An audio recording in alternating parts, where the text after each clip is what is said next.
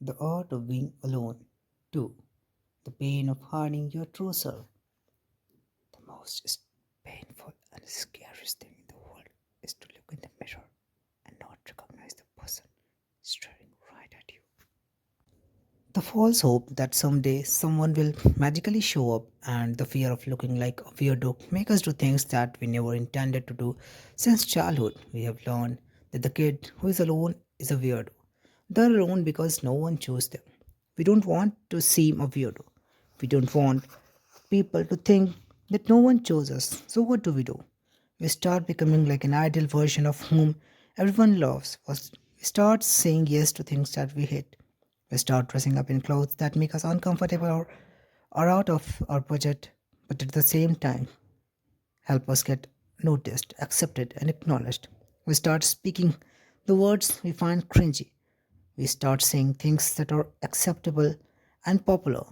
We start doing the things that make us look like everyone else so that we don't appear weird.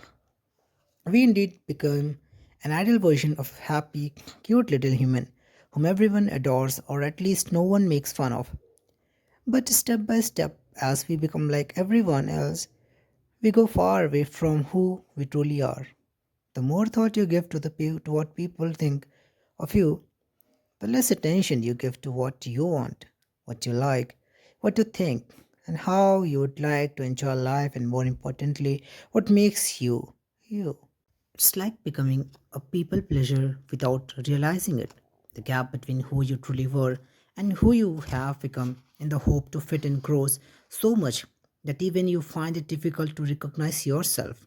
And that gives birth to loneliness. People start becoming like the most acceptable version in the hope of finding their tribe that they lose their real selves. And that is the reason we call the time we spend with ourselves lonely. Loneliness is not when you don't have people around. Loneliness occurs when you cannot find yourself inside you. The moment you feel the loss of your real self, loneliness makes a home inside you. That's the worst kind of loneliness where you might be surrounded by people yet you feel lonely. It's like you cannot feel yourself, like you are not there anymore. And do you know what's even more ironic? It starts with you trying to become someone you are not because you wanted to fit in, but it leaves you hating being with yourself. Tell me something, how can anyone accept a person who doesn't accept themselves? How would anyone love to spend time with a person who hates spending time with themselves? Where does it leave you? Nowhere. The race of achieving people's acceptance and love, you end up losing yourself. I have spent the majority of my life trying to be nice to people so that I can be an adult person. I said yes to outings when I wanted to stay at home and read a book. I kept talking and smiling when I wanted to excuse myself because I was tired or had some work to finish. I even dressed up when I wanted to go dressed casually. All of it so that I could be what people wanted me to be. However, what I didn't realize at that point was that I may have become an ideal version for others, but what about being an ideal version of myself? What do I think of myself? What are my opinions about myself? What do I like and don't like? What are my fears? What are some things that I want to do in my day to day life, yet I don't because I have become an expert at silencing my inner voice? I know I'm not alone in this.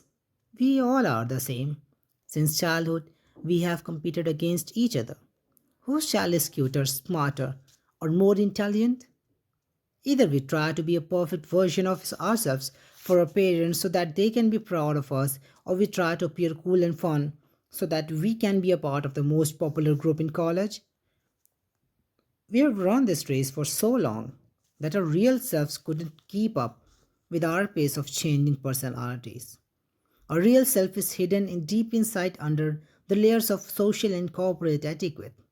We do the things that seem cool instead of trying new things that our soul wants. I'm a pro at that. I want to learn a bunch of new things. I don't have time. Yet, if any of my friends call me and share their shit, I will be all ears so that they have a shoulder to cry on. What we don't realize is that just as we stop talking to people who ignore us, similarly, our souls stop communicating with us when we silence them once too often. And one day, when you are alone with no one to hang out with or click saucy pictures with, and spending time with yourself is painful. Why? Because there is so much hidden inside you that if you sit down to uncover the layers, years will go by, but you won't be able to find the real you. That's why I say there are some days when you miss yourself more than you have ever missed anyone else. I'm no expert in psychology, nor am I a therapist. Talk about what goes inside a human brain, but I am a human and I know what goes inside a human's heart. We all are trapped in the same cycle of pleasing people around us so that we are more accepted and appreciated. We ignore what we are feeling because of who has time for that. We don't do what gives us real joy because that's probably old school. The burden gets heavier with each passing day. With every day, your real self goes farther away from you. Your images become blurry, and it becomes painful to take a look deep inside yourself. I have made these mistakes and I don't want you to do that.